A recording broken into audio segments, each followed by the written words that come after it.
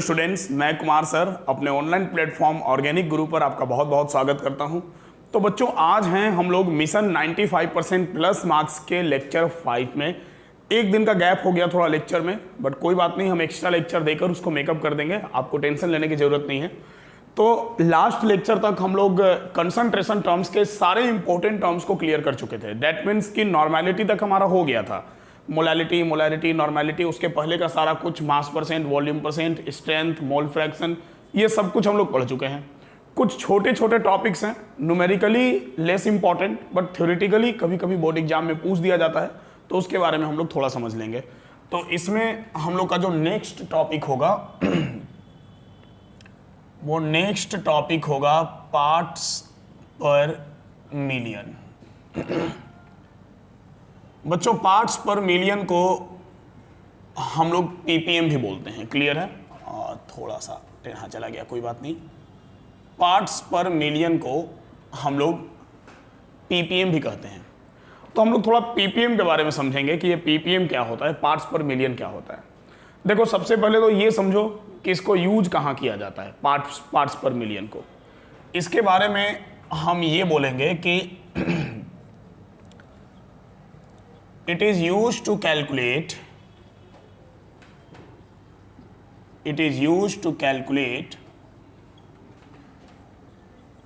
the concentration of dilute solution in which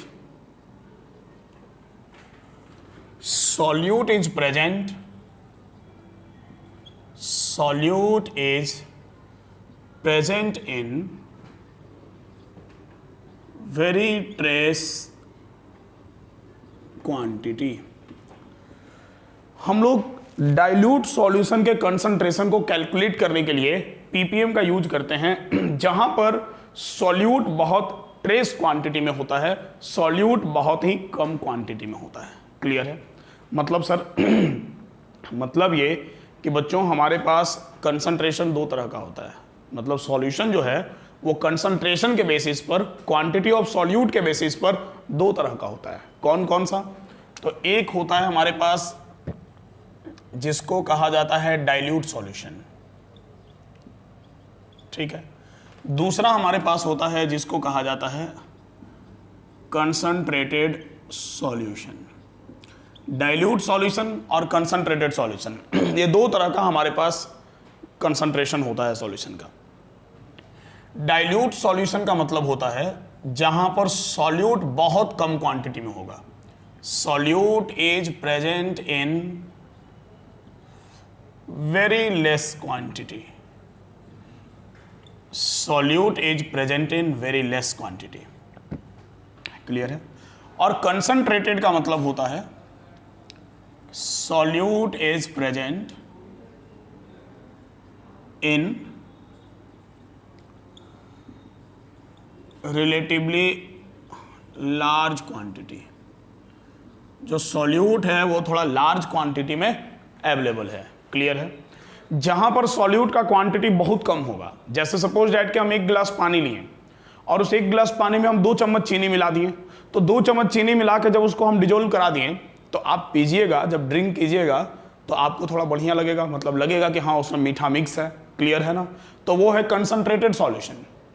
लेकिन suppose that कि हम एक गिलास पानी लिए और उसमें 2-4 दाना चीनी का डाल दिए, ठीक है, तो उसको हम बोलेंगे डाइल्यूट सॉल्यूशन, क्योंकि शुगर डिजोल्व तो हो गया, चाहे वो जितना भी कम क्वांटिटी में हो। तो जहां पर सॉल्यूट बहुत ट्रेस क्वांटिटी में होगा, बहुत कम क्वांटिटी में होगा, उसको कहा जाएगा डाइल्यूट सॉल्यूशन। और जहां सॉल्यूट थोड़ा लार्ज क्वांटिटी में, हाँ ये दिमाग में मतलब ले लेना कि सॉल्यूट सॉल्वेंट से ज़्यादा होगा तो कंसंट्रेटेड कहेंगे। बहुत बच्चे दिमाग में भ्रम पाल लेते हैं, तो ऐसा बिल्कुल भी नहीं है। जहाँ सॉल्यूट बहुत कम होगा वो डाइल्यूट, और जहाँ सॉल्यूट थोड़ा विजिबल होगा, थोड़ा क्वांटिटी में होगा, उसको कहेंगे कंसंट्रेटेड सॉल्यूशन। तो पीपीएम जो है ये वैसे सॉल्यूशन के कंसंट्रेशन को यूज करने के लिए, कैलकुलेट करने के लिए यूज किया जाता है जो डाइल्यूट हो, जहाँ सॉल्यूट बहुत कम क्वांटिटी में हो। क्लियर है? काफ़ी कम क्वांटिटी में, जिसको अदर तरीके से हम अच्छे से ना कैलकुलेट कर पाएं, तब हम लोग यूज करते हैं पार्ट्स पर मिलियन, दैट मीन्स की पीपीएम को। क्लियर है? देखिए इसको कैसे डिफाइन किया जाता है। it is defined as the mass of solute and या एंड हटाइए, the mass of solute present in पर मिलियन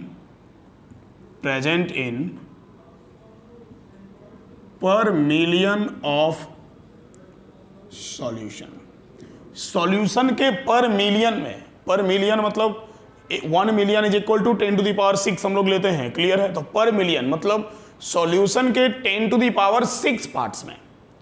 जैसे सर, जैसे ये कि ppm is equal to formula हो जाएगा mass of solute by mass of solution पर 10 to the power 6 of solution. That means कि यहां जाएगा हमारा 10 टू द पावर 6। ये हमारा फॉर्मूला होगा ppm equal to mass of solute by mass of solution into 10 to the power 6। Clear है। तो सिंपली हम लोग ppm यूज कर लेते हैं।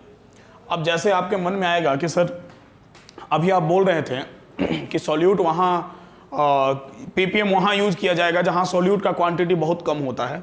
लिखने में व्यस्त मत हो बाबू, देखो उसके बाद लिखना आराम से। वहाँ यूज किया जाएगा जहाँ सॉल्यूट बहुत कम क्वांटिटी में होता है। तो कुछ एग्जाम्पल बता देते हैं। देखो बहुत सिंपल है, एग्जाम्पल भी आप ले सकते हैं। जैसे कि मान लो हम ले लें quantity of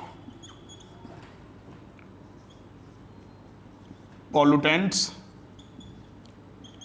in air. Air में पॉल्यूटेंट्स का क्वांटिटी, ठीक है। एयर में जो पॉल्यूशन होता है बहुत कम क्वांटिटी में होता है, उसको pm के टर्म में या ppm के टर्म में मेजर किया जाता है, ठीक है। इसके बाद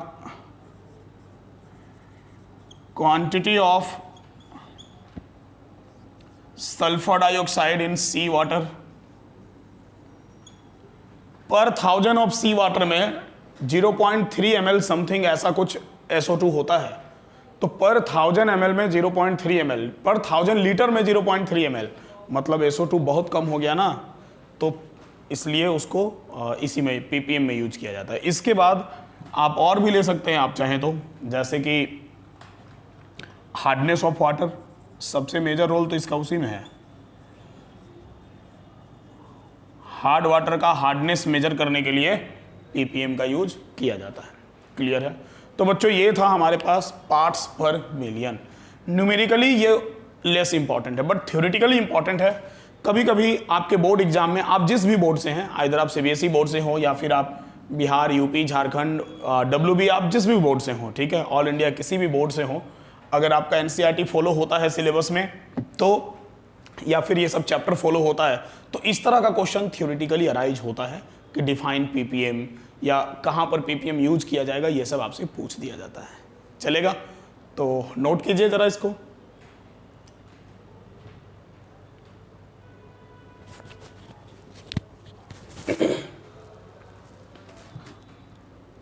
हो गया।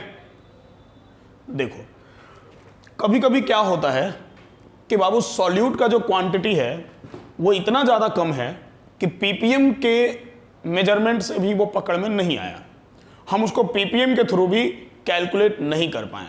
तब क्या करेंगे सर? तब वहाँ पर यूज किया जाता है ppb, ठीक है। तब वहाँ पर यूज किया जाता है ppb। ppb का मतलब होता है पार्ट्स पर बिलियन। देखो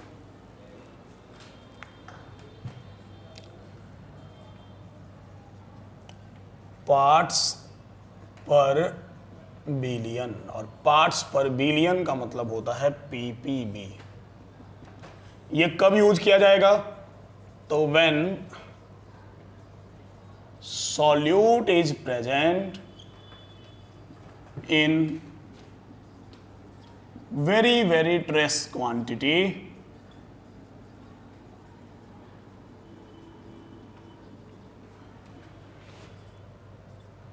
event that cannot be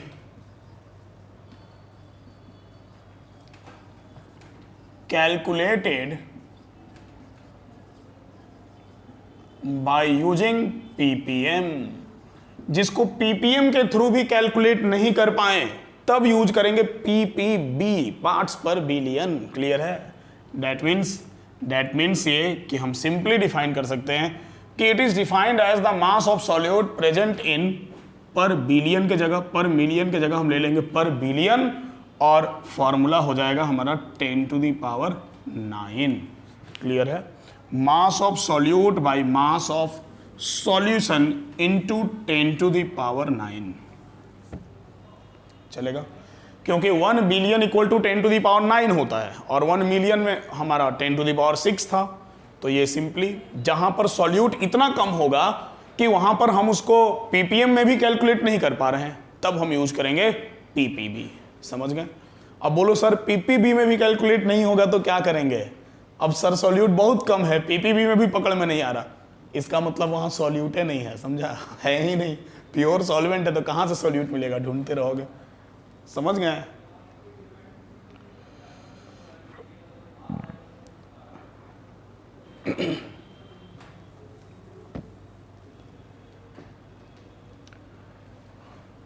चलेगा? नोट कर लो। एक और छोटा सा टॉपिक है फॉर्मेलिटी, जरा फॉर्मेलिटी को क्लियर कर दें, उसके बाद हम आगे बढ़ते हैं और हम लोग स्टार्ट करेंगे सॉल्युबिलिटी। क्लियर है?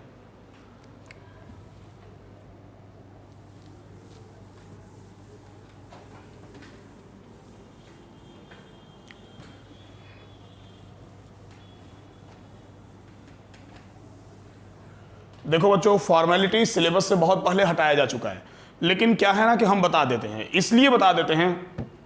कभी कभी बच्चे किसी बुक में पढ़ लेते हैं ना फॉर्मेलिटी, तो उनको तुरंत लगता है कि अरे हम तो जिस सर से पढ़े हैं हमको तो फॉर्मेलिटी पढ़ाई ही नहीं है। ठीक है? तुरंत दिमाग में आ जाता है कि जा, सर तो टॉपिक छोड़ के पढ़ा रहे हैं, इसलिए हम नहीं छोड़ेंगे, हम तुमको पढ़ा दे रहे हैं। ठीक है? बट ध्यान में रखना, सिलेबस से बाहर का चीज़ है, यूज नहीं होता है, तो आखिर क्यों दिया जाएगा सिलेबस में? फॉर्मेलिटी को एफ से रिप्रेजेंट करते हैं। ठीक है? और इसको डिफाइन करना हो तो simply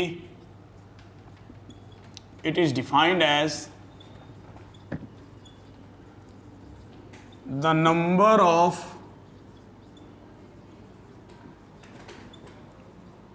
gram formula mass of solute present in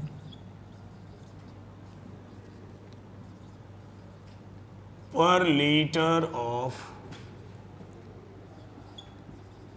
solution।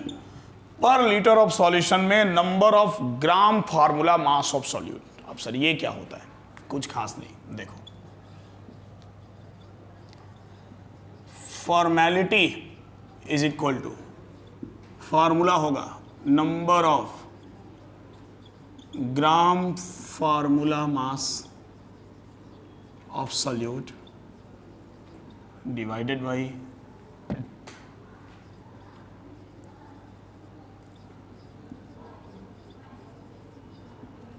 Volume of solution in litre. देखो ये तब यूज किया जाता था ना बाबू, जनरली जब हमको आयनिक कंपाउंड्स का, कुछ वैसे कंपाउंड्स जो हैं तो आयनिक बट वो ब्रेक नहीं होते हैं, डिसोसिएट जनरली नहीं होते हैं, उनके फार्मूला को फार्मूला मास कहा जाता है। ठीक है? जैसे आपने कहीं देखा Na2CO3.10H2, तो एक बड़ा सा फार्मूला हो गया हाइड्रेट फॉर्म में। ठीक है? तो वो उसके फार्मूला के मास को फार्मूला मास कहा जाएगा। और बाबू जो फार्मूला मास होता है ना, वो एक्चुअल में मोलर मास के बराबर होता है। कहने का ये मतलब है कि ये number of gram formula mass जो है, इसको अगर आपको निकालना हो तो number of gram formula mass is equal to formula होता है given mass by formula mass. ठीक है? Given mass by formula mass. समझो बात को। अब given mass by formula mass, अब सर फार्मूला मास क्या होता है? तो भाई वास्तव में ये जो फार्मूला मास है, ये फार्मूला मास मोलर मास के ही बराबर होता है। ठीक है? मोलर मास के ही बराबर होता है फार्मूला मास। बट बड़े बड़े कंपाउंड्स के फार्मूला का मास निकाल लेते हैं, उसको हम लोग फार्मूला मास बोल देते हैं। CaSO4.12H2O, क्लियर है? तो एक फार्मूला निकल गया तो उसी के मास को फार्मूला मास बोलेंगे। तो अगर ये फार्मूला मास मोलर मास के बराबर होता है तो फिर given mass by molar mass number of moles होता है, और number of moles by volume of solution molarity होता है कि नहीं होता है? तो ये ले दे के मोलैरिटी के बराबर है, ठीक है। बट ये कुछ स्पेसिफिक कंपाउंड्स के रिस्पेक्ट में कैलकुलेट किया जाता है, ये सबके लिए कैलकुलेट नहीं किया जाता है, समझ गए?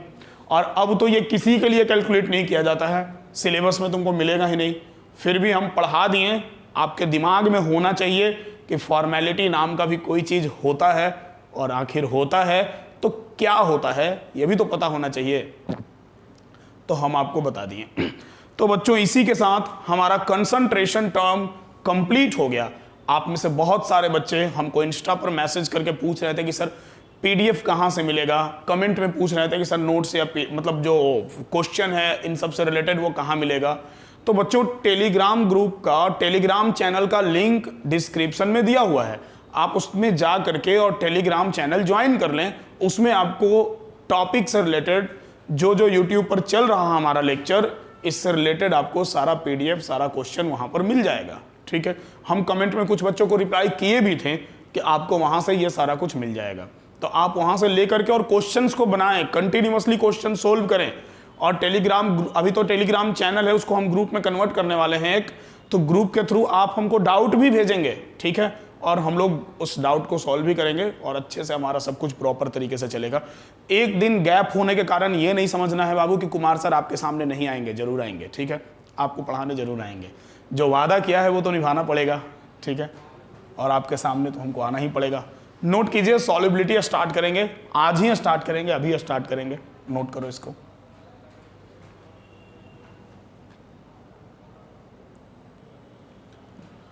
चलो हो गया।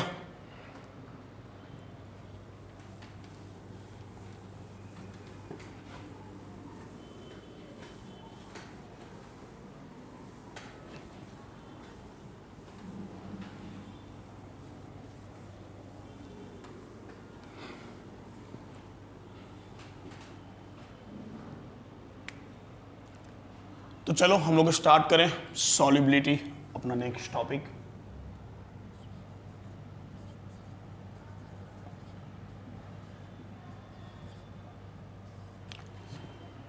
तो बच्चों सबसे पहले तो ये समझेंगे कि सॉल्युबिलिटी होता क्या है, व्हाट इज सॉल्युबिलिटी। देखो सॉल्युबिलिटी हमारे पास 3 तरह का है, ठीक है, मतलब हम सॉल्युबिलिटी हमको 3 तरह का पढ़ना है। कौन कौन सा? तो हम लोग को जो 3 तरह का सॉल्युबिलिटी पढ़ना है सॉल्यूशन चैप्टर में, वो पहला सॉल्युबिलिटी है solubility of solid in liquid, दूसरा है solubility of liquid in liquid, और तीसरा है solubility of gas in liquid. Clear है? देखो सॉल्युबिलिटी हम लोग को टोटल 3 तरह का पढ़ना है। Solubility of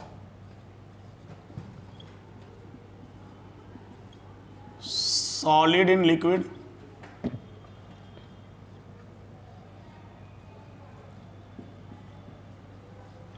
solubility of liquid in liquid,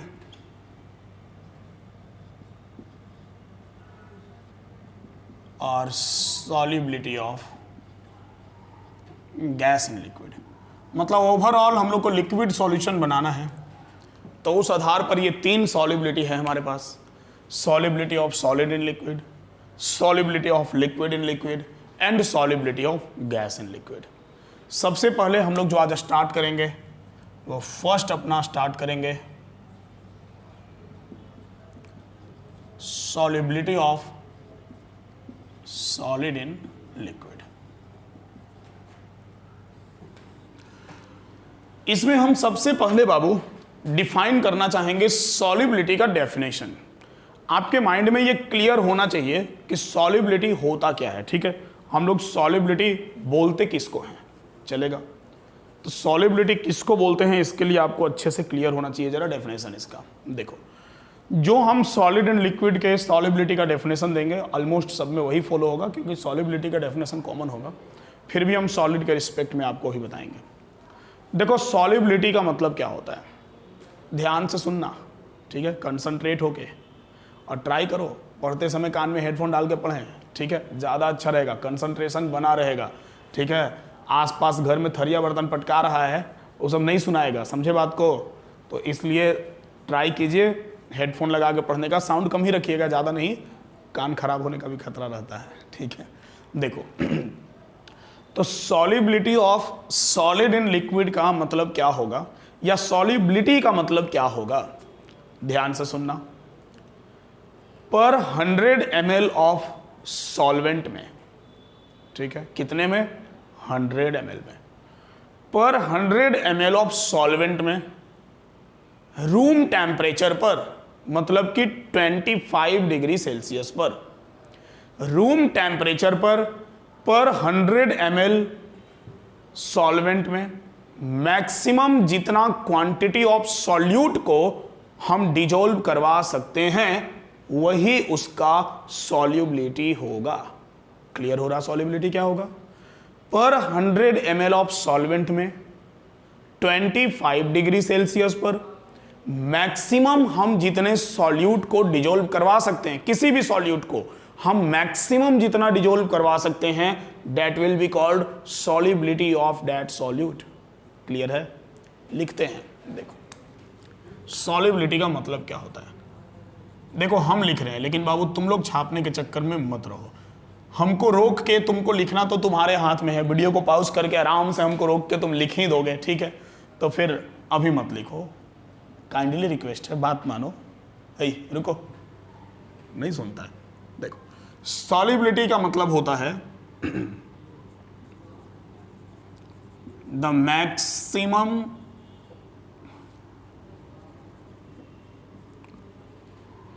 amount of solute that can be dissolved in per 100 ml of solvent। कहीं कहीं इसको सॉल्यूशन भी लिखा रहता तो आप कंफ्यूज मत होना, ऑलमोस्ट वो चलता है। पर 100 ml of solvent at 25 degree Celsius, मतलब कि एट रूम टेम्परेचर। समझ गए बात को। रूम टेम्परेचर पर 100 ml सॉल्वेंट में मैक्सिमम आप जितना सॉल्यूट डिजोल्व करवा पाइएगा वही उसका सॉल्युबिलिटी कहा जाएगा। चलेगा। देखो अच्छे से ध्यान से सुनना जरा, कुछ एग्जांपल ले लीजिए सर। क्या देखो, मान लो कि हमारे पास सपोज डैट कि हमारे पास 100 ml वाटर है और उस 100 ml वाटर में 25 डिग्री सेल्सियस पर हम 10 ग्राम NaCl डालते हैं। वो 10 ग्राम NaCl उस 100 ml वाटर में डिजोल्व हो जाएगा। हम फिर 10 ग्राम डालें, फिर से वो भी 10 ग्राम क्या हुआ, डिजोल्व हो गया, ठीक है। हम फिर 10 ग्राम डालें, वो भी डिजोल्व हो गया। हमको आदत लग गया डालने का 100-100 ग्राम, 100-100 ग्राम नहीं 10-10 ग्राम। हम फिर 10 ग्राम डालें तो क्या हम ऐसे 10 ग्राम डालते रहेंगे 100 ml में और वो डिजोल्व होता रहेगा? ऐसा तो नहीं होगा। अरे सर कोई तो लिमिटेशन होगा जिसके बाद उस NaCl का सॉल्युबिलिटी 100 ml वाटर में बंद हो जाएगा, NaCl घुलना बंद हो जाएगा। बिल्कुल वो लिमिटेशन है। वो कौन सा लिमिटेशन है? तो ध्यान से सुनो, पर 100 ml वाटर में हम मैक्सिमम 36.5 ग्राम NaCl डिजोल्व करवा सकते हैं। क्लियर है। पर 100 ml वाटर में हम मैक्सिमम कितना डिजोल्व करवा सकते हैं? तो इन 100 ml वाटर मैक्सिमम हम 36.5 ग्राम NaCl डिजोल्व करवा सकते हैं। 36.5 ग्राम NaCl के बाद जो हम NaCl डिजोल्व करवाएंगे वो उसमें सॉल्युबल नहीं होगा। क्लियर है। डेट मीन्स कि 25 डिग्री सेल्सियस पर 100 ml वाटर में NaCl का जो सॉल्युबिलिटी है वो 36.5 ग्राम है। समझे बात को। तो अगर आपसे कोई NaCl का सॉल्युबिलिटी पूछे कि बताइए NaCl का सॉल्युबिलिटी क्या होता है, तो हम बोलेंगे 36.5 ग्राम इन पर 100 ml ऑफ वाटर। चलेगा। तो वाटर में NaCl का सॉल्युबिलिटी यही होता है 36.5 ग्राम इन पर 100 ml of water at 25 degree Celsius. वैसे अगर आप एट 25 डिग्री सेल्सियस ना लगाएं तो भी चलेगा, क्योंकि सॉल्युबिलिटी मेजर करने का स्केल वही है, 25 डिग्री सेल्सियस पर ही सॉल्युबिलिटी मेजर किया जाता है। समझे बात को? याद हो जाना चाहिए, दिमाग में बैठ जाना चाहिए ये सब बात, समझें? देखिए, तो 100 ml वाटर में हम मैक्सिमम कितना NaCl डिजोल्व करवा सकते हैं बाबू? मैक्सिमम 36.5 ग्राम NaCl डिजोल्व करवा सकते हैं, और यही सॉल्युबिलिटी होता है। The maximum amount of solute that can be dissolve इन पर 100 ml of solvent eight 25 degree Celsius. चलो, दिमाग में डेफिनेशन आ गया, ध्यान अच्छे से याद हो गया, आगे बढ़ते हैं। इस बेसिस पर सॉल्युबिलिटी के बेसिस पर solubility of solid in liquid 3 type का सॉल्यूशन बनाता है। ठीक है, कौन कौन सा सर? एक सॉल्यूशन होता है जिसको कहा जाता है सैचुरेटेड सॉल्यूशन, दूसरा होता है जिसको कहा जाता है अनसैचुरेटेड सॉल्यूशन, और तीसरा होता है जिसको कहा जाता है सुपर सैचुरेटेड सॉल्यूशन। ठीक है, ये 3 तरह का सॉल्यूशन होता है on the basis of solubility of solid in liquid. ठीक है, सैचुरेटेड, अनसैचुरेटेड और सुपर सैचुरेटेड। अब जरा आप समझिए कि ये सैचुरेटेड, अनसैचुरेटेड और सुपर सैचुरेटेड क्या होता है। देखो, अभी हम बात कर रहे थे कि 100 ml वाटर में हम मैक्सिमम 36.5 ग्राम NaCl डिजोल्व करवा सकते हैं, उससे ज़्यादा हम नहीं करवा सकते। ठीक है, एक्चुअल में इसी सॉल्यूशन को कहा जाएगा सैचुरेटेड सॉल्यूशन। मतलब सर देखो, एक बात ध्यान में रखना, ध्यान में ये रखना कि सॉल्युबिलिटी के लिए तो टेम्परेचर फिक्स है, कितना? ये 25 डिग्री सेल्सियस, इसी रिस्पेक्ट में मेजर करेंगे। बट सैचुरेटेड, अनसैचुरेटेड के लिए कोई फिक्स टेम्परेचर नहीं है। किसी भी टेम्परेचर पर, ध्यान से सुनो, किसी भी टेम्परेचर पर हम किसी सॉल्वेंट में मैक्सिमम जितना सॉल्यूट डिजोल्व करा सकते हैं, जिसके बाद अब सॉल्यूट डिजोल्व होना बंद कर दे। ठीक है, कोई सॉल्वेंट है हमारे पास, उसमें कोई सॉल्यूट मिला रहे हैं, मैक्सिमम जितना डिजोल्व हुआ, मान लो 25 डिग्री सेल्सियस नहीं है टेम्परेचर, ज्यादा है सर 50 डिग्री सेल्सियस, कोई फर्क नहीं पड़ता। किसी फिक्स टेम्परेचर पर, किसी फिक्स टेम्परेचर पर किसी सॉल्वेंट में मैक्सिमम जितना सॉल्यूट डिजोल्व करा पाइएगा, अब उसके बाद अगर सॉल्यूट डिजोल्व नहीं हो रहा है, मतलब कि वो सॉल्यूशन कैसा सॉल्यूशन बन गया है? तो वो बन गया है सैचुरेटेड सॉल्यूशन। समझे बात को? सैचुरेटेड सॉल्यूशन क्या होता है? सैचुरेटेड सॉल्यूशन का मतलब होता है कि if no more solute can be dissolve in such solvent at particular temperature, किसी पार्टिकुलर टेम्परेचर पर अब अगर और भी ज्यादा सॉल्यूट डिजोल्व नहीं करवा पा रहे हैं, तो वो जो सॉल्यूशन है वो बन गया है सैचुरेटेड सॉल्यूशन। चलेगा? क्लियर है? चलेगा? देखो, मान लो कि हमारे पास एक सॉल्वेंट था, 100 ml वाटर था, हम इसमें 36.5 ग्राम NaCl डिजोल्व करा पाए एट 25 डिग्री सेल्सियस। ठीक है, अब इससे ज्यादा इसमें डिजोल्व नहीं करवा पा रहे हैं, तो ये सॉल्यूशन कैसा हो गया? ये हो गया सैचुरेटेड सॉल्यूशन, क्योंकि अब इसमें और भी सॉल्यूट डिजोल्व इस पार्टिकुलर टेम्परेचर पर नहीं हो पा रहा। हम क्या करते हैं, बचपन से हम लोग जान रहे हैं, या ये तो एक कॉमन सेंस का भी बात है कि जब टेम्परेचर बढ़ाएंगे तो डिजोल्यूशन बढ़ेगा, टेम्परेचर बढ़ाएंगे तो कोई भी चीज लिक्विड में ज्यादा क्वांटिटी में सॉल्युबल होगा। क्लियर है? देखो, हम क्या करते हैं, हम इसके टेम्परेचर को बढ़ा के 25 से 50 डिग्री सेल्सियस कर देते हैं। ठीक है, हम टेम्परेचर बढ़ा के 50 डिग्री सेल्सियस कर दिए, तो जाहिर सी बात है सर कि अगर आप टेम्परेचर को बढ़ा के 50 डिग्री सेल्सियस कर दिए, तो अब और भी ज्यादा सॉल्यूट उसमें डिजोल्व हो जाएगा, होगा कि नहीं? बिल्कुल होगा, और भी ज़्यादा सॉल्यूट इसमें डिजोल्व होगा। सपोज डैट कि 36.5 ग्राम से बढ़ के 50 ग्राम NaCl उसमें डिजोल्व हो गया, क्योंकि टेम्परेचर बढ़ाएं तो सॉलिबिलिटी बढ़ा, 50 ग्राम उसमें NaCl डिजोल्व हो गया। कोई फिक्स डेटा नहीं, ये तो फिक्स है इस टेम्परेचर पर, पता है हमको, बट ये कोई फिक्स डेटा नहीं है, ठीक है, ये बस ऐसे ही आपको हम अंदाजा से बता रहे हैं। तो मान लो कि 50 डिग्री सेल्सियस पर 50 ग्राम NaCl डिजोल्व हो गया, ठीक है। अब 50 ग्राम से ज्यादा NaCl उसमें डिजोल्व नहीं हो रहा है, तो 50 डिग्री सेल्सियस के रिस्पेक्ट में उसको कहा जाएगा सेचुरेटेड सॉल्यूशन। ध्यान से सुनना, 50 डिग्री सेल्सियस पर 50 ग्राम डिजोल्व करवाएं, वो 50 डिग्री के रिस्पेक्ट में कहलाएगा सेचुरेटेड सॉल्यूशन। लेकिन क्या हम 50 ग्राम 25 डिग्री सेल्सियस पर डिजोल्व करवा सकते थे? नहीं करवा सकते थे ना, ठीक है। तो इसीलिए इस 25 के रिस्पेक्ट में इसको कहा जाएगा अनसेचुरेटेड सॉल्यूशन। समझ में आया?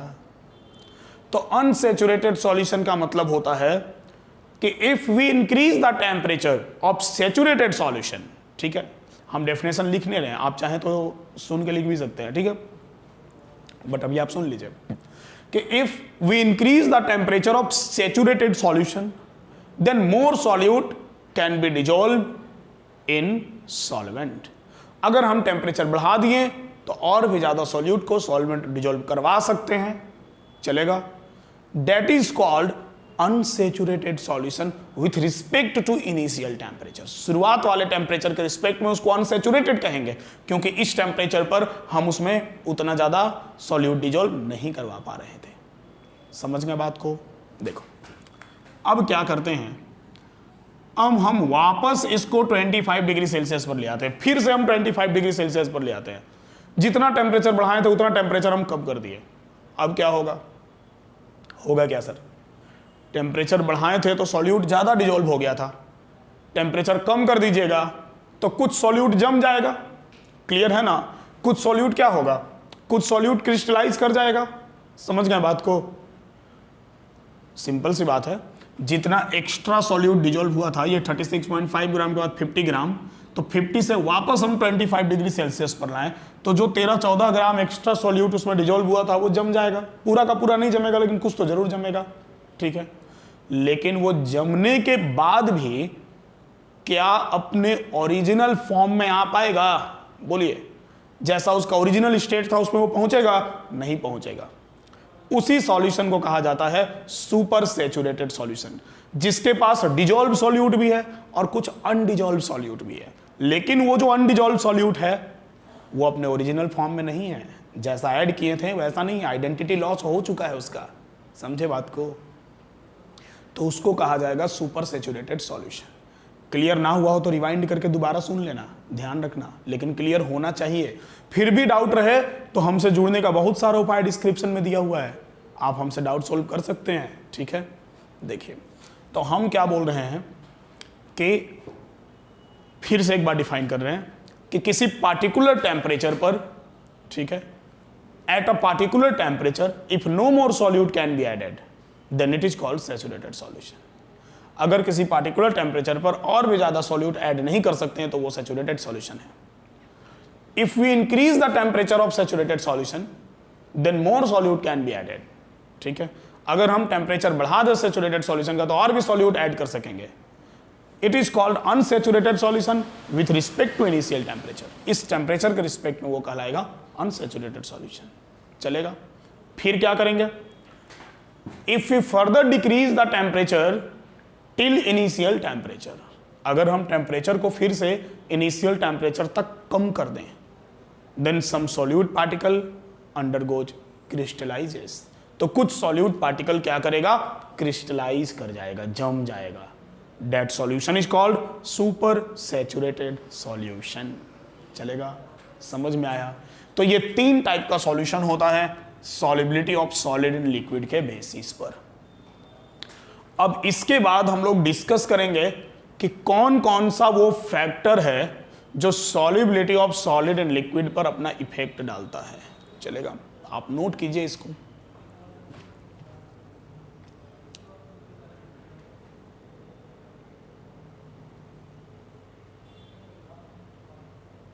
चलो, हो गया होगा।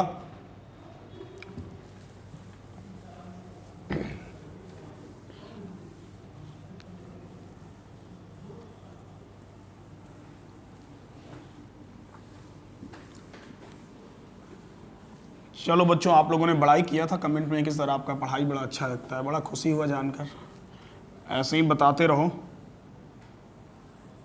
हौसला मिलते रहेगा और हम कंटिन्यू रहेंगे आपके साथ।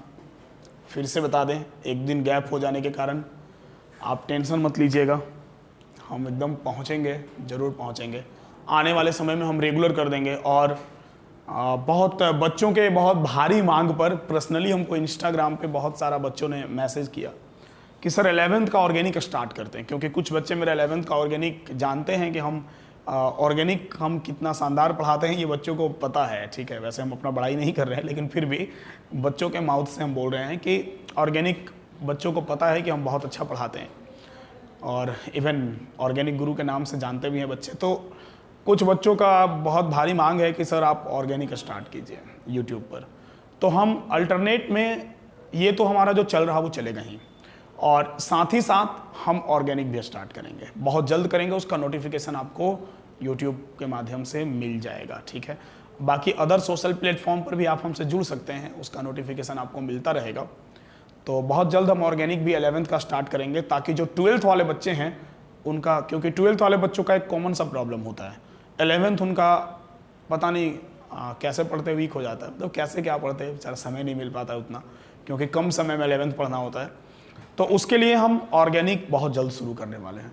अगर आप लोग में से कुछ बच्चे जो वीडियो देख रहे हैं, अगर उन्हें भी लगता है कि हाँ सर 11th का ऑर्गेनिक एक बार रिवाइज हो जाता तो अच्छा था, क्योंकि इस बार 12th में 33 मार्क्स का ऑर्गेनिक आ रहा। अगर आप CBSE से हैं तो 33 नंबर का, और अगर आप स्टेट बोर्ड से हैं तो 28 से 30 नंबर का ऑर्गेनिक। ठीक है, और 12 का ऑर्गेनिक अच्छा होने के लिए 11 का ऑर्गेनिक अच्छा होना बहुत जरूरी है, वरना 12 का ऑर्गेनिक रट के जाना पड़ेगा एग्जाम में। तो अगर आप में से कुछ बच्चों को लगता है कि हाँ सर 11 का ऑर्गेनिक पढ़ा देते तो बढ़िया होता, तो हम स्टार्ट कर देंगे। कमेंट करना, बताना हमको। ठीक है, देखो तो बच्चों टॉपिक होगा हमारा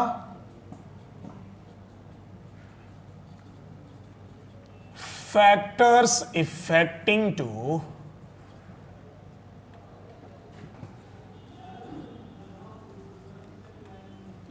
solubility of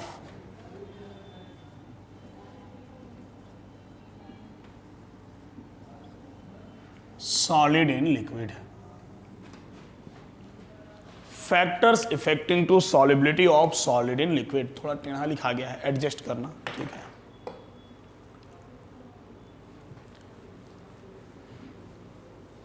एक्चुअल में बोर्ड पर वो सीधा है, वो कैमरे का सेटिंग अच्छे से नहीं हो पाता है ना, तो वो आपको उसमें टेढ़ा दिख जाता है।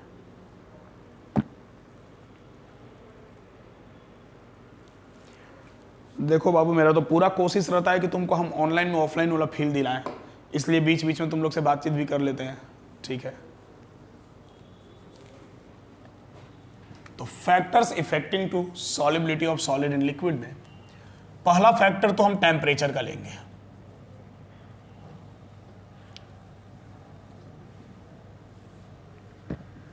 ठीक है, टेम्परेचर। देखो सिंपल है, टेम्परेचर बढ़ाएंगे तो सॉलिबिलिटी बढ़ेगा, इसमें कोई डाउट नहीं है, तो आप जानते हैं। ठीक है, तो इसमें ज़्यादा चर्चा ना करें हम और आगे बढ़ जाएं। हम सिंपली लिख दें कि increases with increase in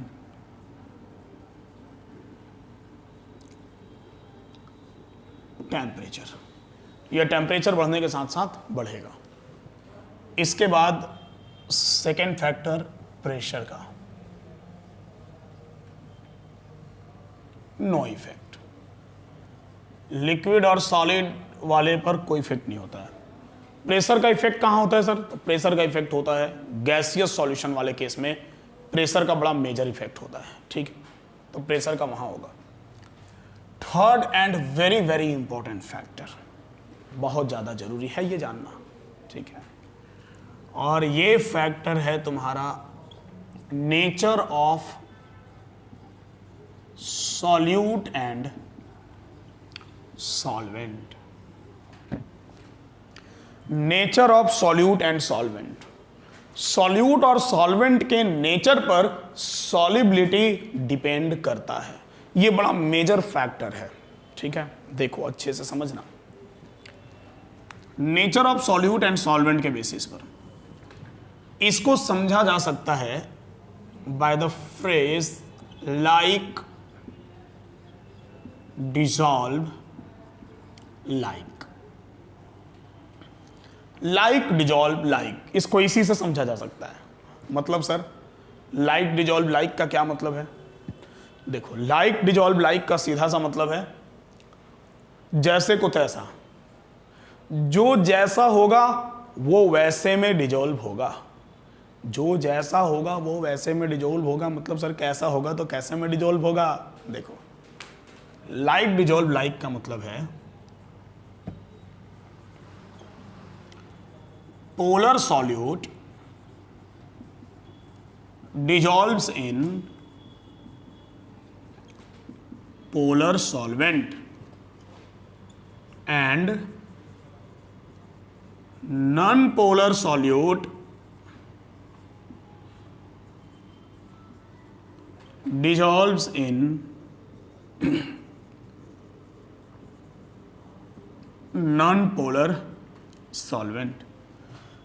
Polar solute dissolves in polar solvent and non polar solute dissolves in non polar solvent. जो पोलर सॉल्यूट होगा वो पोलर सॉल्वेंट में डिजॉल्व करेगा, जो नॉन पोलर सॉल्यूट होगा वो नॉन पोलर सॉल्वेंट में डिजॉल्व करेगा। सर पोलर नॉन पोलर क्या होता है, एक बार बता देते तो अच्छा रहता। मन ही मन ऐसा सोच रहा होगा, क्या आ रहा ना मन में? हो सकता है बहुत बच्चों को पता भी होगा क्योंकि 11 में पढ़े ही होंगे, लेकिन बहुत बच्चा मन ही मन सोच रहा है सर बता दीजिए ना, बता दीजिए। तो चलो बता देते हैं, ठीक है। सिंपल, कुछ खास नहीं है बाबू, समझ लो आज पोलर नॉन पोलर कैसे पहचानते हैं, उसके बाद सब क्लियर हो जाएगा। पोलर और नॉन पोलर समझ लो, उसके बाद एक बहुत बढ़िया कहानी सुनाएंगे तुम लोग को, ठीक है। हाँ, पोलर और नॉन पोलर। देखो पोलर का मतलब क्या होता है, नाम ही है पोलर। पोलर मतलब जहां पोल है। पोल है मतलब सर वो बिजली का खंभा? ना ना ना, वो बिजली का खंभा नहीं। वो बिजली का खंभा को क्यों पोल बोलते हैं उसका भी कारण है, ठीक है। पोल मतलब चार्ज, जहां पर चार्ज है, पॉजिटिव पोल, नेगेटिव पोल, जहां पर पॉजिटिव और नेगेटिव चार्ज है उसको कहा जाता है पोलर, ठीक है।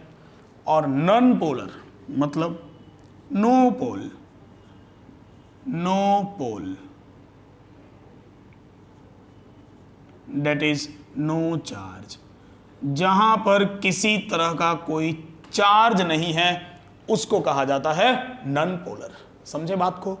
तो पोलर मतलब जहां चार्ज है और नॉन पोलर मतलब जहां चार्ज नहीं है, नो पोल। क्लियर है? देखो, जैसे मान लो कि तुम्हारे पास NaCl है, पोलर होगा क्योंकि पता है सर ये Na+ और Cl- का कॉम्बिनेशन है, डिसोसिएट भी कर जाएगा वाटर भी, इवन वाटर भी पोलर है। HCl ये भी पोलर है, ये H+ Cl-, यहाँ पार्शियल नेगेटिव यहाँ पार्शियल पॉजिटिव चार्ज होगा कि नहीं? और टूटेगा तब तो ये पॉजिटिव नेगेटिव बनेगा ही। क्लियर है?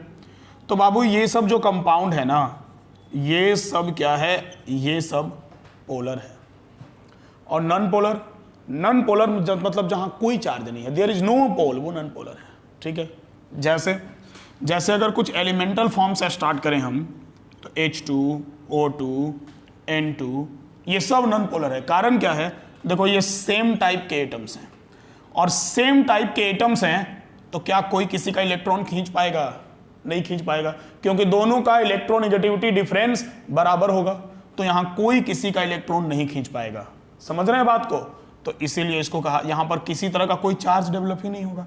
अब जैसे HCl था, जैसे तुम H2 लिया, मान लो Cl2 ले लेते हैं, ये भी नॉन पोलर होगा, लेकिन जब एक H और एक Cl मिला के HCl बना दिए तो अब क्लोरीन का इलेक्ट्रोनेगेटिविटी हाइड्रोजन से होता है ज्यादा, तो जिसका इलेक्ट्रोनेगेटिविटी ज्यादा होगा वो उसके इलेक्ट्रॉन को खींचेगा, तो जब खींचेगा तो उसके ऊपर चार्ज आएगा पार्शियल नेगेटिव, और जिसका खींचाएगा उसके ऊपर चार्ज आएगा पार्शियल पॉजिटिव।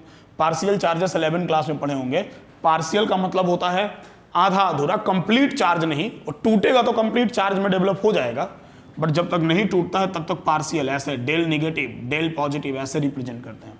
समझे बात को? तो यहां पर चार्ज डेवलप हो गया तो यह पोलर हो गया, लेकिन यहां तो सेम एटम है, तो सेम एटम है तो इलेक्ट्रोनेगेटिविटी का डिफरेंस 0 है, कोई किसी का इलेक्ट्रॉन खींच ही नहीं पाएगा, तो वो क्या होगा, वो होगा नॉन पोलर। समझे बात को? लेकिन सेम एटम के अलावा भी कुछ एलिमेंट्स हैं जो नॉन पोलर हैं, जैसे sir benzene C6H6, carbon tetrachloride CCl4, CH2 carbon disulphide, ये सब नेचर में नॉन पोलर हैं। अब बोलो सर ये कैसे पहचानेंगे, ये तो अलग अलग टाइप का एटम है, तो इलेक्ट्रोनेगेटिविटी का डिफरेंस होगा, तो इलेक्ट्रॉन का खींचातानी तो होगा, और सर इलेक्ट्रॉन का खींचातानी होगा तो फिर तो ये पोलर हो जाएगा। नहीं, देखो पोलर नॉन पोलर पहचानने का एक और तरीका है हमारे पास। कौन सा सर? तो ये जो पोलर होता है ना बाबू, ये नेचर में सिमेट्रिकल होता है, सॉरी अनसिमेट्रिकल होता है।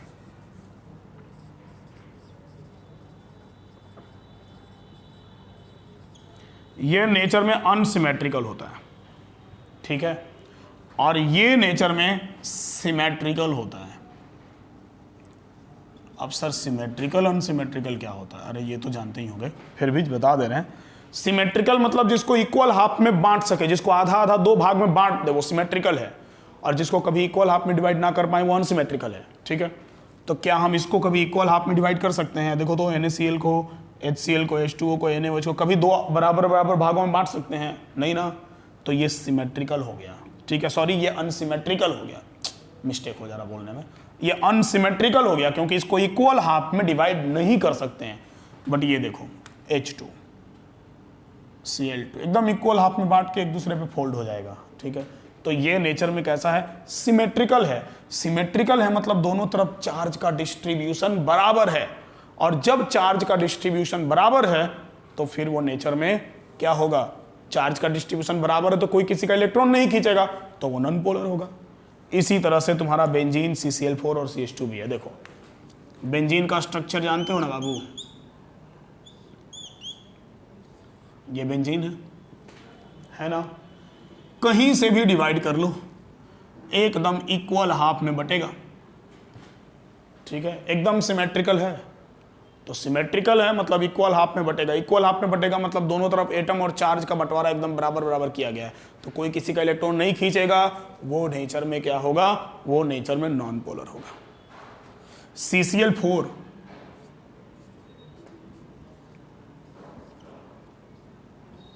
देखो, CCl4 कहीं से भी बांटो एकदम इक्वल हाफ में बांट दोगे, ठीक है। CH2 ओए सॉरी उल्टा लिख दिया, एकदम कार्बन डाइसल्फाइड को आप इक्वल हाफ में बांट सकते हैं। तो ये सब नेचर में कैसा है? तो ये सब नेचर में सिमेट्रिकल है, और जो सिमेट्रिकल होगा वो सिमेट्रिकल कैसा होगा? वो सिमेट्रिकल हमेशा नॉन पोलर होगा। समझ गए बात को? तो पोलर और नॉन पोलर क्या होता है समझ में आया? अभी लिखने में व्यस्त मत रहिए, सुनिए मेरे बात को अच्छे से। तो सिमेट्रिकल अनसिमेट्रिकल क्या होता है क्लियर हो गया, और पोलर नॉन पोलर क्या होता है क्लियर हो गया, ठीक है। तो ध्यान में रखोगे, क्या ध्यान में रखेंगे sir? Like dissolves like, polar solute dissolves in polar solvent, and non polar solute dissolves in non polar solvent. Polar हमेशा पोलर में घुलेगा और नॉन पोलर हमेशा नॉन पोलर में घुलेगा। जो जैसा होगा वो वैसे में डिजोल्व होगा, वो वैसे के साथ घुलेगा मिलेगा। क्लास में भी ऐसा होता है ना क्या? कुछ बच्चे होते हैं जो खूब पढ़ने वाले होते हैं, ठीक है, तो पढ़ने वाले बच्चों का एक अलग ग्रुप बन जाता है, हालांकि पढ़ने वालों का ग्रुप बहुत कम बनता है, ठीक है, ना बने तो भी ठीक है। और कुछ बच्चे ऐसे होते हैं जो बात करने वाले होते हैं, उनका भी अलग ग्रुप बन जाता है, उनका तो ग्रुप बनता ही बनता है, ठीक है। मतलब जो जैसा होता है वो वैसे को ढूंढ लेता है, तो जैसे को तैसा, जो जैसा होगा उसके साथ उसका बड़ा अच्छा बॉन्डिंग होगा। एक कहानी बोले थे तुमको सुनाने के लिए। एक बार क्या हुआ कि हम एक बार अपने गांव गए हुए थे, ठीक है, गांव से एक शादी में गए हुए थे रिलेशन में। तो रिलेशन में शादी में गए हुए थे, तो हुआ क्या कि बैठे हुए थे, दूसरे दिन सुबह में आंगन में सब लोग बैठे हुए थे, कुछ हमारे उम्र के लड़के थे, हम लोग आपस में बैठ के बात कर रहे थे। और कुछ चच्चा लोग भी बैठे हुए थे बगल में, 7-8, वो लोग ही बात कर रहे थे। तभी बात करते करते हम लोग में से एक लड़का बोल रहा है कि अरे कोई खैनी उनी नहीं लाया है। ठीक है, तब तक हम लोग में एक जो सीनियर थे, भैया जैसे लग रहे थे, बड़ा जोर से डांटे, बोले चुप, बगल में चच्चा लोग बैठे हुए हैं, खैनी मांगता है, पागल है क्या। ठीक है, और उस चच्चा लोग में से 1-2 चच्चा लोग भी ऐसे घूर के देखें, और बाबू रिलेशन में तुम कहीं गए हो और अगर तुम बड़े बुजुर्ग के नज़र में चढ़ गए ना कि तुम ये सब लेते हो तो फिर बड़ा मुश्किल में पड़ जाओगे भविष्य में। ठीक है, फिर दुआरी पर अगुआ लेकर वही आते हैं, पता नहीं अगुआ का मतलब तुम लोगों को पता होगा कि नहीं, जान जाएंगे तो खतरा हो जाएगा तुम्हारे लिए। तो इसलिए क्या हुआ, तो भैया जी डांट दिए, और डांट दिए तो चुप हो गया बेचारा। थोड़ा देर बाद क्या हुआ कि वो जो खैनिया मांगा था वो वहाँ से बाहर निकल गया। आंगन में बैठे हुए तो बड़ा सा आंगन था, गांव देहात के घर का बहुत बड़ा बड़ा आंगन होता है, आप भी गांव में रहते होंगे तो बहुत बड़ा आंगन होगा, हो सकता है। तो वो क्या हुआ, घर से बाहर निकल गया।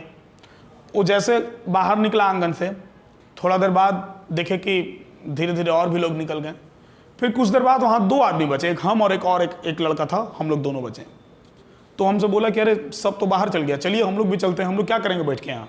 हम लोग भी बाहर गए। जब दरवाजे से कुछ दूर पर गए तो क्या देखें कि सब एकदम खड़ा होकर मस्ती में अपना लगे हुए हैं। ठीक है, और वो भैया जी जो डांटे थे वो भी लगे हुए हैं। मतलब क्या, मतलब ये कि ज़रूरत वहाँ सबको था, लेकिन वो एक बोल दिया, और बोल दिया तो सब ग्रुप बन गया। मतलब जैसे को तैसा मिल गया, तो जो जैसा था वो वैसे के साथ चला गया, और जो जैसा था वो वैसे के साथ रह गया। इसी को हमको परफेक्ट वहाँ पे एग्जाम्पल याद आया, लाइक डिजोल्व लाइक का। समझे बात को, तो इसी को कहा जाता है बाबू लाइक डिजोल्व लाइक। समझ गए, जो जैसा होगा वो वैसे में डिजोल्व होगा। क्लियर है। बताना कहानी कैसा लगा, बीच बीच में कहानी सुनाते रहेंगे तो पढ़ने में मजा आएगा। जब टॉपिक को स्टोरी से रिलेट करके याद रखते हैं तो लंबे समय तक याद रहता है। बाकी वो खैनी का कहानी सुनाने का मेरा कोई मकसद नहीं था। ठीक है, लिख लो। तो बच्चों ये solubility of solid in liquid का फैक्टर खत्म हो गया, और अब हम लोग आएंगे solubility of liquid in liquid पे। नोट करो, हम थोड़ा साइड हो जाते हैं।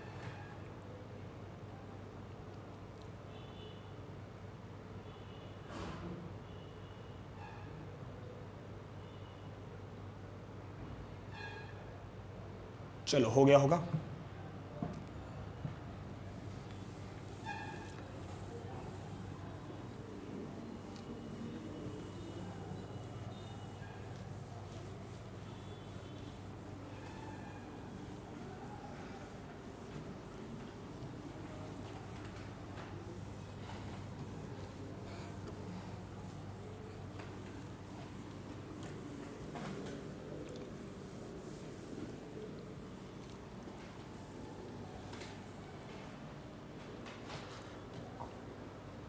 और बाबू एक बात और बताना था, जरा कमेंट में आप लोग ये बताए भी करें कि आप लोग कहाँ से पढ़ रहे हैं। मेरा लेक्चर आप लोग इंडिया के कौन से सिटी से देख रहे हैं, कौन से शहर गांव जिला कहाँ से देख रहे हैं, थोड़ा हमको पता होना चाहिए। ठीक है, तो ज़रूर बताइएगा, हमको इंतज़ार रहेगा इस चीज़ का खास करके। देखो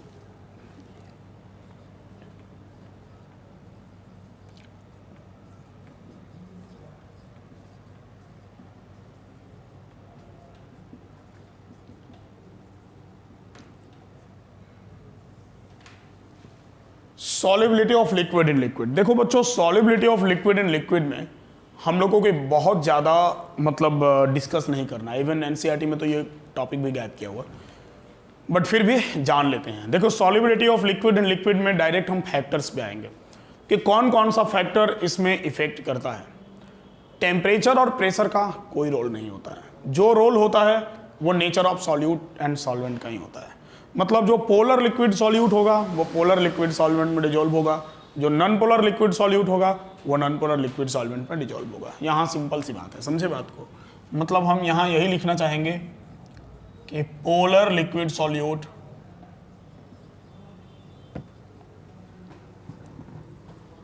dissolves in polar solvent and non-polar liquid solute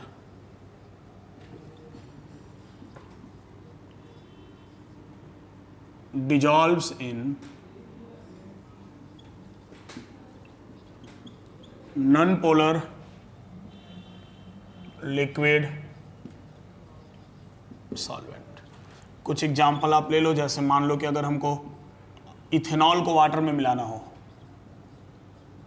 C2H5OH plus water, तो इथेनॉल प्लस वाटर खूब बढ़िया से एक दूसरे में डिजोल्व होगा, क्योंकि अल्कोहल भी पोलर है और वाटर भी पोलर है।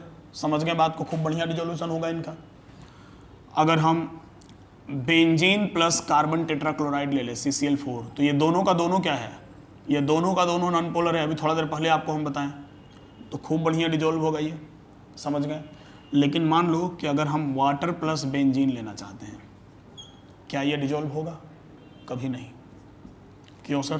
क्योंकि ये एक पोलर है और ये नॉन पोलर है। ठीक है। हालांकि हम जो पहला एग्जाम्पल लिए हैं ना, वाटर और अल्कोहल का, इसमें एक स्पेशल केस भी है।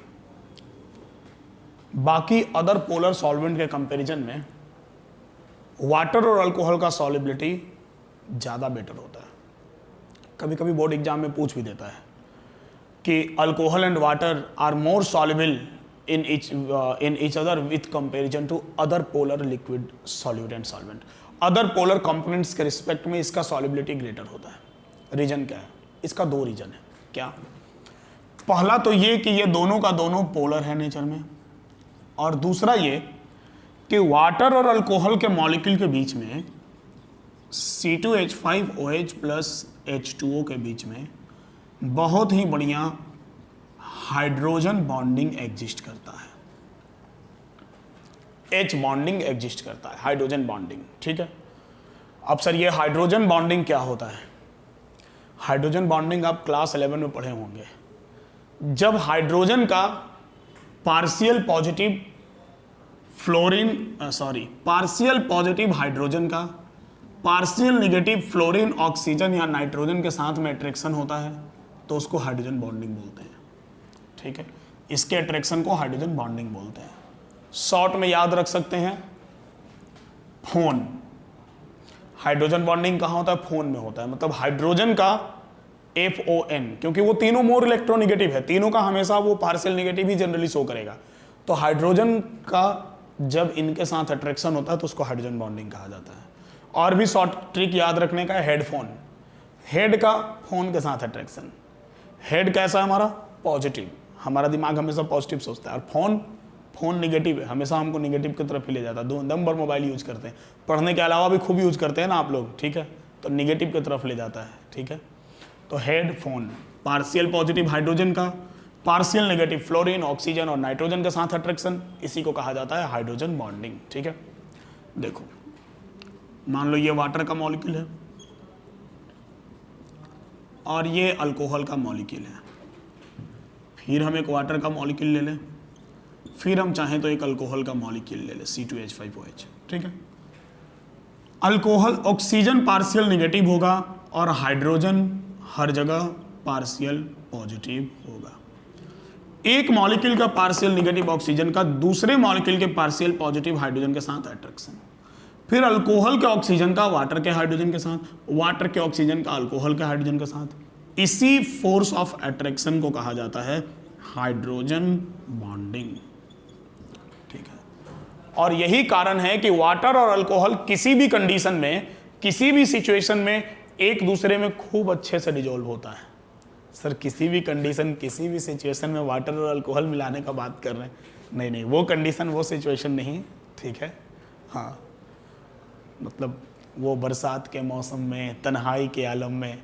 ठीक है। वो क्या है ना गाना, अभी जिंदा हूं तो जी लेने दो, भरी बरसात में पी लेने दो। तो उस समय का सिचुएशन का बात नहीं हो रहा, ये ऐसे नॉर्मल बात हो रहा कि ये इनको कभी भी मिक्स करेंगे तो ये एक दूसरे में अच्छे से डिजोल्व हो जाएंगे। समझ गए बात को? उसके पीछे का 2 रीजन, पहला ये दोनों पोलर है, और दूसरा कि इन दोनों मॉलिक्यूल के बीच में क्या है? हाइड्रोजन बॉन्डिंग है। समझ गए? क्लियर हुआ? तो बच्चों ये था solubility of liquid in liquid, इसमें इतना ही पढ़ना था। तो हम लोग solubility of solid in liquid भी पढ़ लिए, हम लोग solubility of liquid in liquid भी पढ़ लिए। अब अगर इस लेक्चर में हम solubility of gas in liquid पढ़ाएंगे तो ये लेक्चर थोड़ा लंबा चला जाएगा। समझ गए बात को? क्यों लंबा जाएगा? क्योंकि solubility of gas in liquid ही सबसे ज्यादा इंपॉर्टेंट है, और उसमें हम लोग को एक लॉ पढ़ना है जिसका नाम है हेनरी लॉ। ठीक है, तो हम लोग नेक्स्ट लेक्चर में हेनरी लॉ स्टार्ट करेंगे। हालांकि नेक्स्ट लेक्चर जाने में ज़्यादा समय नहीं लगेगा, आपको इमीडिएटली इसके बाद लेक्चर मिल जाएगा। तब तक आप पढ़िए, लाइक कमेंट सब्सक्राइब कीजिए, अपने दोस्तों के साथ शेयर कीजिए। मेरे चैनल पर आने वालों का ट्रैफिक सबसे ज़्यादा उसी का है जो चैनल को सब्सक्राइब नहीं करता, बस देख के निकल जाता है। गलत बात है ना, ठीक है? देख के मत निकला करो, फायदा उठा रहे हो सब्सक्राइब करो, और कम से कम अपने 10-20 दोस्तों से भी सब्सक्राइब करवाओ भाई। हम तुम्हारे लिए इतना मेहनत कर रहे हैं। पर्सनली हम कितना बच्चा, सैकड़ों बच्चा हमको इंस्टा पे मैसेज करता है, और माफ़ी चाहेंगे कि अगर हम सबको रिप्लाई नहीं कर पाते होंगे, बट हम तो ट्राई करते हैं कि हम सबको रिप्लाई करें। क्लियर है? मैक्सिमम बच्चों को हम रिप्लाई करें या सबको रिप्लाई करें। ठीक है, तो इतने बच्चे हमको इंस्टा पर रिप्लाई मैसेज वगैरह करते हैं, बड़ा खुशी होता है, बड़ा अच्छा लगता है आप लोग से बातचीत कर कर। बिना चेहरा देखे आप लोग मेरे स्टूडेंट बन गए हैं, तो बहुत अच्छी बात है। और कम से कम अपने 10-10, 20-20 दोस्तों के साथ शेयर भी कीजिए। ठीक है, हम ग्रो करें, आप भी ग्रो करें। क्लियर है? तो बच्चों आज के लेक्चर में इतना ही रखते हैं, हम लोग मिलते हैं नेक्स्ट लेक्चर में। तब तक के लिए खुश रहिए, स्वस्थ रहिए।